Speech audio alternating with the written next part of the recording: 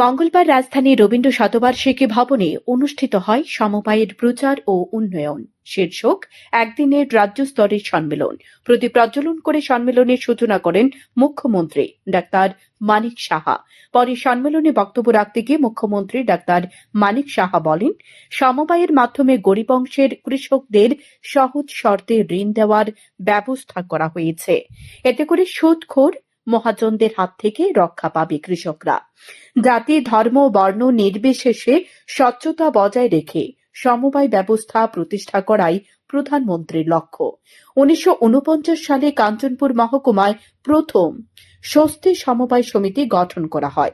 বর্তমানে রাজ্যে মোট ৪,৩০৫টি সমবায় সমিতি রয়েছে। ৯ থেকে ১০ লক্ষ লোক সমবায়ের সাথে যুক্ত রয়েছেন। তাদেরকে শক্তিশালী করা গেলে চাকুরির পেছনে আর কেউ ছুটবে না। সমবায়ের সফলতা ও ব্যর্থতাগুলো নিয়ে আলোচনা করতে হবে। সফলতা ও ব্যর্থতাকে আলোচনা সমালোচনা করা হলে তবে সফলতা আসবে বলে জানান মুখ্যমন্ত্রী ডাক্তার মানিক সাহা। তিনি আরো বলেন, সমবায় দপ্তরের আগে প্রাণ ছিল না বললেই চলে। নরেন্দ্র মোদী প্রধানমন্ত্রী হওয়ার পর পৃথক সমবায় মন্ত্রক করা হয়েছে।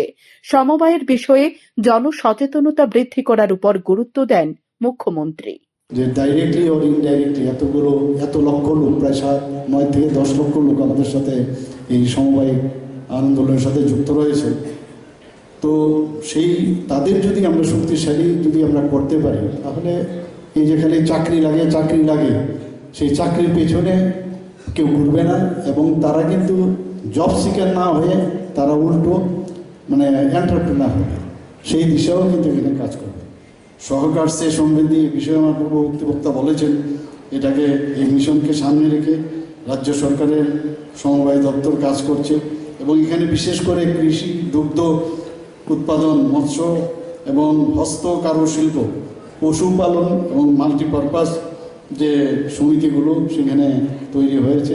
আমি আশা করি যে আজকের যে সমবায় আন্দোলনের মাধ্যমে আমাদের মাননীয় প্রধানমন্ত্রী শ্রী নরেন্দ্র মোদীজি যে ওনার যে মার্গদর্শন এবং যশস্বী গৃহমন্ত্রী অমিত শাহজির নেতৃত্বে যে সমবায় আন্দোলন নতুনভাবে হচ্ছে, সেটা অবশ্যই ফলপ্রসূ হবে, এবং আজকের এই সম্মেলনকে আমি সাফল্য কামনা করে। অনুষ্ঠানে মুখ্যমন্ত্রী ডাক্তার মানিক সাহা ছাড়াও উপস্থিত ছিলেন সমবায় মন্ত্রী শুক্লাচরণ নোয়াতিয়া, জাতীয় সমবায় ইউনিয়নের মুখ্য কার্যনির্বাহী আধিকারিক ডক্টর সুধীর মহাজন, জাতীয় সমবায় ইউনিয়নের সভাপতি দিলীপ সিংগানি সহ অন্যান্যরা। অনুষ্ঠানে এদিন সমবায় দপ্তর আয়োজিত বিতর্ক প্রতিযোগিতায় যারা বিজয়ী হয়েছে তাদের হাতে পুরস্কার তুলে দেওয়া হয়। শ্যামদন টিভি।